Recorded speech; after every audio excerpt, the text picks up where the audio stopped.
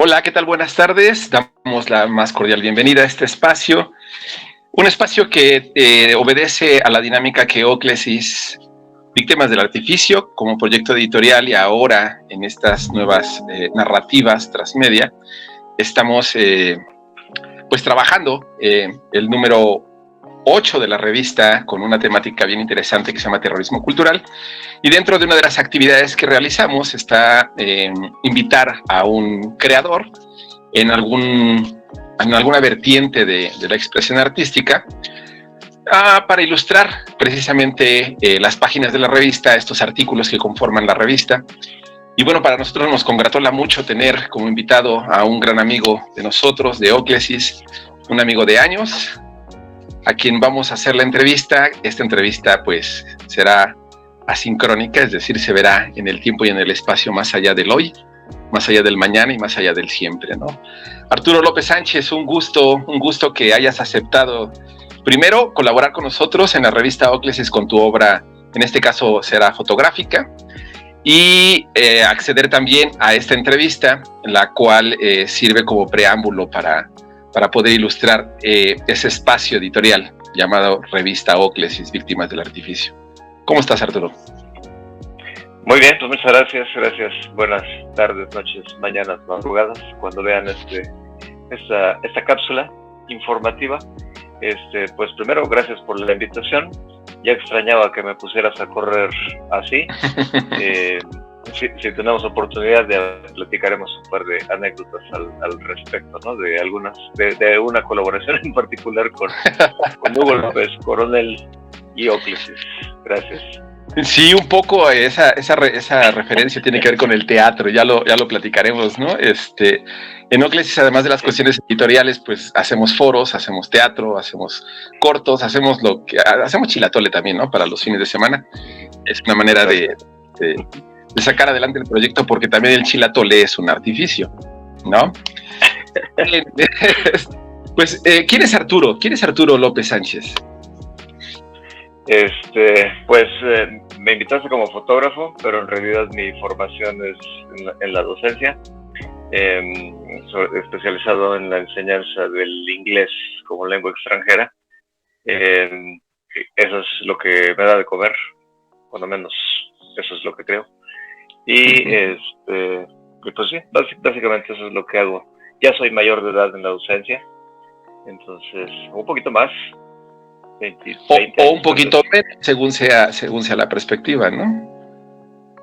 Sí, si cuentas el tiempo que me queda, el tiempo que me queda libre, si te es posible, invítame a otra colaboración. Ok, entonces eres docente, en realidad te dedicas a la docencia, digamos tu vida profesional está en la docencia como tal. Sin embargo, tienes otra faceta, ¿no? Esta otra faceta que por ahí existen algunos chismes que también te dedicas al radio, ¿no? Que ya nos platicarás un poquito de este proyecto. Y bueno, la fotografía, ¿no? La fotografía, que es el tema que nos reúne el día de hoy. ¿Tú consideras que la fotografía tiene una perspectiva artística? ¿O cuál es la perspectiva artística que tú consideras que tiene tu propuesta fotográfica? Sí, la fotografía es un arte. Desde el momento en el que estás entregando un mensaje y que con ese mensaje estás despertando emociones, pues tiene que ver con el arte, ¿no? Capturar un momento, congelarlo y que quien lo reciba tenga algo que decir o se sienta de alguna manera o recuerde algo. Estás haciendo ese clic, ¿no? Valga la redundancia, y pues bueno, esa es la parte artística de la fotografía, ¿no? Que evoque emociones, cualquiera que sea. Como todo discurso artístico, ¿no? Así es. ¿Y qué diferencia habría entre la propuesta fotográfica que tú tienes y la fotografía en general? ¿Qué es lo que hace particular a tu propuesta fotográfica? Pues a lo mejor no lo sé. Mira, hay un gato ahí en el tejado. No lo sé. Quizás en este devenir fotográfico mío, me muevo en diferentes perspectivas, o en diferentes campos. Me empecé a mover con paisajes, ¿no? Eso es lo que me gustaba fotografiar, hasta que me regañaron y me dijeron, la fotografía no solamente son paisajes, ¿no? Y entonces, pues empecé a experimentar con otras cosas.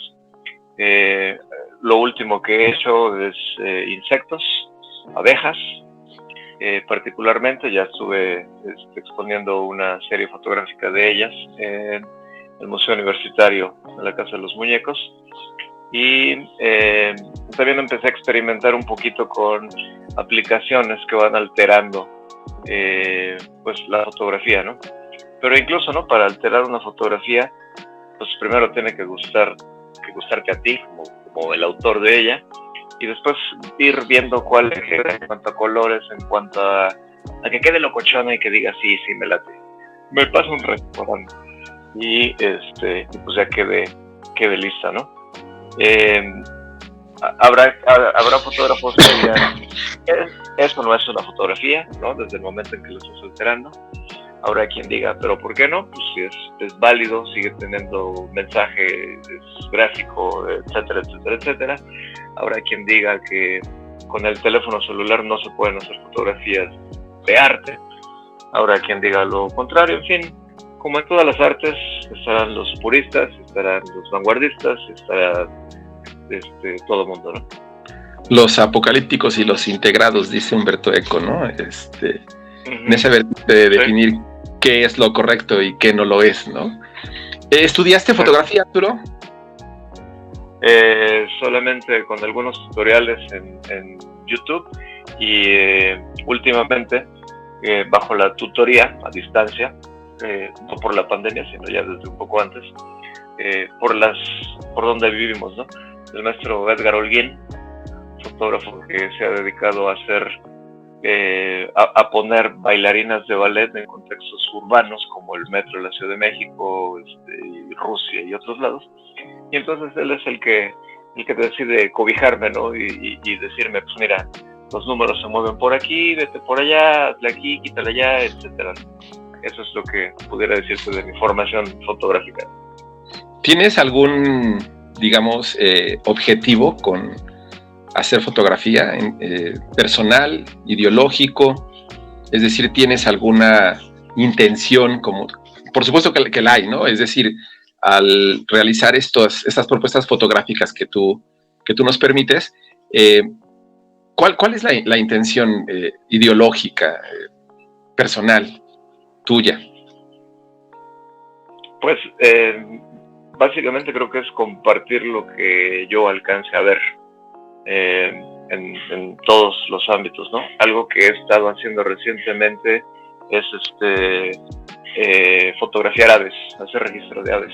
¿Eres estricto en ese sentido? Es decir, en tu propuesta fotográfica, si eres, como decir, esto debe ser académicamente de manera muy tajante así, o lo dejas a tu intuición? Académicamente definitivamente no. Con el paso del tiempo sí he perfeccionado o he mejorado en el sentido de los parámetros que puedo yo utilizar en una fotografía. De hecho, antes ni siquiera utilizaba yo la palabra parámetros, ¿no? Es decir, que pues muévele ahí el botoncito, suble, bájale, y ya. Ahora ya hay una idea mucho más clara de los parámetros que se utilizan. Y muchas veces lo que yo creo que voy a capturar no es lo que se ve en la pantalla, ¿no? Y en ese momento, pues ya, para mí ya no es una foto bien lograda, y puedo hacer 1000 disparos y que no me guste una, pero puedo hacer un disparo y ya lo demás me vale gorro, porque ese primer disparo, pues ya me hizo el día, ¿no? Hacia allá iba mi siguiente pregunta, precisamente, ¿no? ¿En qué momento tú dispones, tienes un horario, le dedicas cierto tiempo, hay un momento específico, o solo es como tú dices, portas la cámara y cuando lo ves tomas la fotografía, o tienes una agenda, ¿no? Ándale, quisiera yo poder andar con la cámara todo el tiempo, en todo momento, ¿no? pero pues evidentemente como están las cosas, hay zonas de la ciudad en las que pues, a lo mejor llegamos juntos, pero me regresan a mí solito, ¿no? Sí, Entonces, no es posible, ¿no? Incluso a veces hasta sin celular, ¿no? Entonces, y me gustaría como andar cargándola todo el tiempo, no es posible. Bien. ¿Y compromiso social en sentido, hablando de la fotografía, consideras tú que también podría ser una de tus facetas o has considerado que podría ser una de tus facetas? Sí, pudiera ser. Digo, se maneja mucho el discurso de la fotografía como herramienta de cambio, ¿no? Entonces hay muchos fotógrafos que se dedican a la parte documental con migrantes, con las marchas, con las protestas, de lo que sea, ¿no? Con gente que se va a meter al basurero o a los basureros para documentar cómo viven, cómo conviven las personas que trabajan ahí todo el tiempo. Pues ahorita con el coronavirus hay fotógrafos que están registrando cosas en los crematorios, etcétera, etcétera, ¿no? Pero a eso se dedican, ¿no? Y hay una agencia que a lo mejor les compre las de la fotografía o su trabajo, y pues bueno, ese es su sueldo, a eso se dedican, para eso se prepararon. En mi caso no, aunque me gustaría, pero tendría que estarme moviendo y dejando de lado las actividades que hasta el momento son las que dejan a los señores Villegas, ¿no? Entonces, pero sí, o sea, en el momento en el que haya algo interesante que retratar y que sea un mensaje que transmita algo a la sociedad para que haga o deje de hacer, por supuesto, lo retratamos, pues qué mejor. Sí, si pusiéramos en una balanza estas dos actividades, por una parte la docencia y por otra la fotografía, ¿por cuál te inclinas? La fotografía. Híjole. No, la verdad es que me la pones difícil, mano. Quizás fue intempestiva la respuesta porque pues ambas son pasiones, ¿no? Claro. O sea, ambas me han causado satisfacciones. Entonces sí sería complicado, ¿no? Pero pues a lo mejor después de dar clases 20 años, quizás sí, dije, vámonos, total, ¿no? Y así, y el Arturo, pues quién sabe, andaba ahí en el Amazonas, ¿no? La última vez que supimos de él, intentaba subir al Himalaya, no pudo porque pues, ya no le dio el corazón, pero cosas así. Para este número, el número 8, nosotros como consejo editorial decidimos tomar un tema que veníamos ya considerando desde hace algunos años, muchos años atrás, pero por una u otra causa no habíamos podido sacar la temática que en este caso es terrorismo cultural.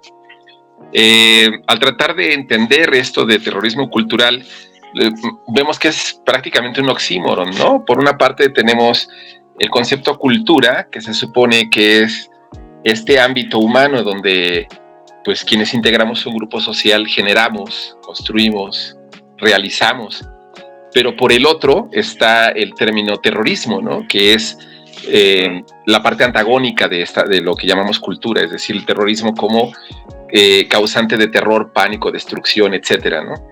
Decidimos hacer un compuesto de estas dos palabras, llamar terrorismo cultural, a los procesos sociales que actualmente estamos viviendo y que hemos vivido no hoy, sino desde siglos atrás la humanidad, ¿no? Con respecto a esto, a esta propuesta y tu propuesta fotográfica en particular, ¿cuál fue tu sentir? Pánico. Pánico primero de decir y qué es terrorismo cultural, ¿no? La primera investigación que hice, ¿no? Así como, bueno, ¿y por dónde empiezo? ¿O qué hago, no? En dos sentidos. En qué fotos pudiera yo producir para este número, para esta colaboración, o qué fotos pueda yo buscar en mi archivo que vayan de acuerdo a, ¿no? Entonces sí fue complicadón, porque casi todo lo, digamos, toda la información superficial que hay al respecto del terrorismo cultural apunta hacia el punk, Ajá, esa sí. corriente musical, y que bueno, devino en otras artes, ¿no? Entonces dije, no, pero pues no, creo que no va por ahí, ¿no? Entonces al final ese rollo de cultura, lo que se crea, lo que tenemos y a lo que tenemos derecho, ¿no? Porque es uno de los derechos que tenemos como humanidad, ¿no? Al arte, a la cultura. Y por el otro lado el terrorismo, bueno, pues si ya tengo esto que está haciendo que la gente tenga esa apreciación por el arte, por la cultura, por el saber, pues cómo le doy en la torre para que no sigan subiendo, ¿no? Para que no sigan pensando, para que sigan, así como la canción de Los Ángeles Azules, no, de Pink Floyd, ¿no? Entonces, tiene influencia, ¿no? Entonces, eso fue lo que dije, bueno, pues va por ahí. ¿Qué es lo que puede ser terrorismo cultural en la fotografía? Pues a lo mejor si los puristas dicen no utilices aplicaciones, entonces quien utiliza aplicaciones para alterar las fotografías de alguna manera está haciendo terrorismo cultural. Quien documenta cuestiones a lo mejor muy pequeñas de lo que causan estos medios masivos de comunicación, ¿no? A lo mejor es una zona de difícil acceso que a lo mejor no tiene pavimento en las calles, pero si miras hacia arriba, pues puras antenas de televisión por cable, ¿no? Entonces ya hay ese doble discurso, claro, de algo que está destruyendo esa cultura. Entonces por ahí va todo este asunto del terrorismo cultural, de acuerdo a mi percepción. Ah, perfecto. Oye, Óclesis, ¿cuál es tu perspectiva de Óclesis? Pues bueno, me tocó verla nacer, ¿no? Entonces, pues bien, creo que de alguna manera he conocido a la mayoría de los consejos editoriales que han ocurrido por Óclesis. Por ahí debo tener un par de los primeros números que se están haciendo, casi con máquina de escribir y fotocopias y demás. Prácticamente. Entonces, pues vaya, un gusto que después de los años, entiendo que una de las cosas que te caracterizan es la necedad. Entonces, pues esa necedad es que tiene Óclesis aquí, en este momento, ¿no? Ahora, entregando una propuesta para la gente que le quiere entrar, ¿no? Que diga, sí le entro, pues ¿por qué no? Volvemos lo que hemos platicado en otras ocasiones, ¿no? Si yo te presento a un cantante y de entrada dices, no lo conozco, no me gusta, pues bueno, siquiera date la oportunidad de entrarle, ¿no? Ya que lo conoces, pues ya te quedas. Ya que lo conoces, te quedas y colaboras de otras maneras. Pero sí, larga vida, Óclesis. Muchísimas gracias. Pues para nosotros es un placer. Sí, no, para nosotros es un placer que nos hayas dado la oportunidad de colaborar en este número 8. Tienes un programa de radio que se llama Vórtice, ¿no? Sí, justamente en un mes cumplimos 9 años al aire. Wow. Iniciamos el 5 de septiembre de 2011. Sí, 2011. Y no hemos parado más que por de repente vacaciones, es como pudiéramos parar, ¿no? Una revista que al principio la apostó mucho por lo que iba sucediendo día con día, con quizás días mundiales, porque días mundiales e internacionales hay de todo, porque hay hasta el Día Mundial de los Días Mundiales. Sí. Y después empezamos a tener invitados, ¿no? Y de todo tipo. El vórtice es como un remolino, ¿no? Entonces al final, si tú caes en ese remolino, vas para adentro. Entonces de eso se trata. Todo el mundo cabe en ese remolino. Y entonces hemos tenido panaderos, dependientes de una tienda, taqueros, un merenguero, y de ahí pues nos vamos a la parte científica. Ya tuvimos doctores en cristalografía, que tú qué dices, ¿qué es? Doctores en cristalografía, en astronomía, Y de ahí, pues bueno, escritores, pintores, poetas, bailarines y un montón de bandas, la mayoría de ellas poblanas, pero también de Brasil, de Chile, de España, de Uruguay, hasta un monje tibetano de origen australiano ya tuvimos en el programa, ¿no? Entonces, wow. Está rico, está sabroso. Wow. Un escritor, es decir, que se llama Hugo López Coronel, también ya estuvo ahí varias veces, un par de veces, cuando menos. ¿Quién sabe quién sea? No, desconocido, ni idea quién sea, pero pero bien, qué bueno que tienen miscelánea, ¿no? Es decir, entonces no hay un requisito para poder estar en ese programa de radio, para la propuesta que tiene Vórtice. Pues si tiene algo que decir, ¿no? Y sobre todo que sea interesante. Solo eso. Va para adentro. Si tiene algo que decir, entonces, por ejemplo, si en algunas de esas me llega Maluma, pues a la tercera pregunta ya no sabe qué decir, wow. Pues ya te apelas, ¿no? Por ejemplo. Oye, ¿y dónde podemos escuchar el programa de radio de Vórtice?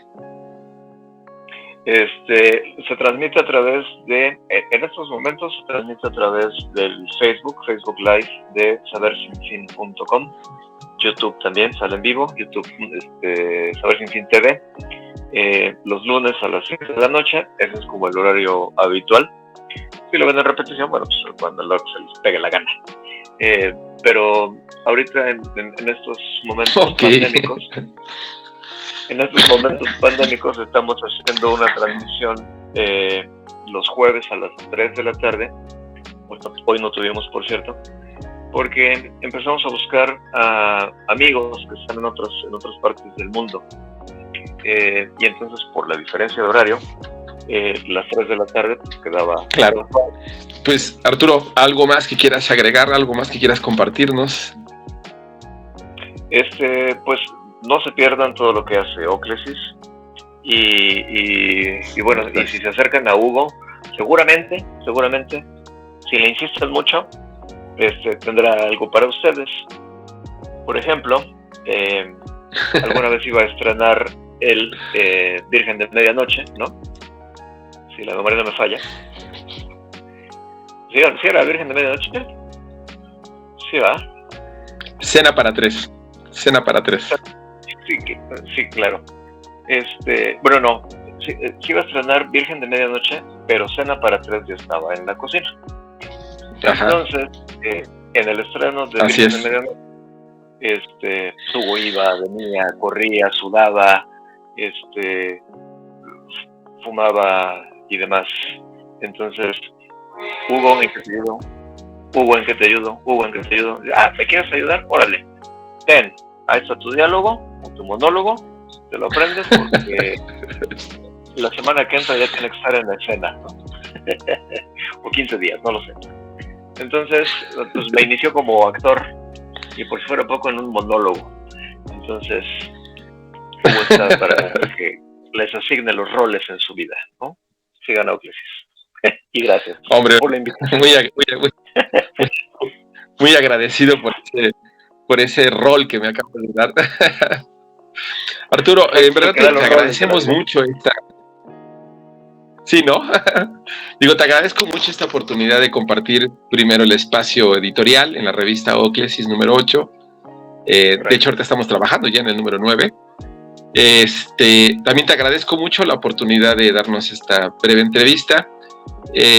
Pues eres el padrino de nuestro canal. Se va a subir esta entrevista a YouTube, el espacio del canal de Óclesis. Tú inauguras, entonces si vivimos 60 años, pues tendrás que estar ahí presente los 60 años, ¿no? En verdad te agradezco mucho la oportunidad, te agradezco mucho también la amistad, por supuesto, y la personalidad que te caracteriza, ¿no? Es decir, quienes te conocemos y te ubicamos, ya sea de un día o de muchos años, siempre sabemos que ese gran humano que vive en ti, ¿no? Pues este artificio llamado Óclesis te agradece, y el grupo editorial que conforma, en este caso Penny, Jenny y Román, que estamos a cargo del consejo editorial, pues a nombre de ellos tomo la palabra para darte el agradecimiento y pues aquí estaremos presentes por mucho tiempo en este video que se subirá a redes sociales, se subirá a estas plataformas, y en verdad gracias por tu propuesta. Al contrario, gracias por la invitación. Me avisan cuando esté el video para que le diga a mamá, porque mamá ya no sale de YouTube. Entonces, para que vea que no soy tan vago como ella cree. Serás el primero en tener la noticia. Es más, serás el primero en darle like. Sí. Arturo, muchísimas gracias. Antes de que se me olvide, ¿hay algún espacio donde Antes de que se me olvide, ¿hay algún espacio donde la gente, el público, pueda ver también tu propuesta fotográfica? Sí, pueden seguirme en Instagram como Aturo, ATURO LS. Ese es mi Instagram, ahí estoy, es público. Nadie le da like a mis fotos, pero ahí estoy. Pero bueno, ahí. Sí, ahí pueden ver. Lo que va a salir en Oclesis, hay algunas que son exclusivas, todavía no están publicadas y creo que ni estarán. A lo mejor esas nos las guardamos. Pues va, Arturo, muchísimas gracias. Abrazo a la distancia. Un abrazo a todo el equipo editorial de Oclesis y gracias. Gracias. Seguimos en contacto entonces. Hasta pronto. Bambi, aquí seguimos.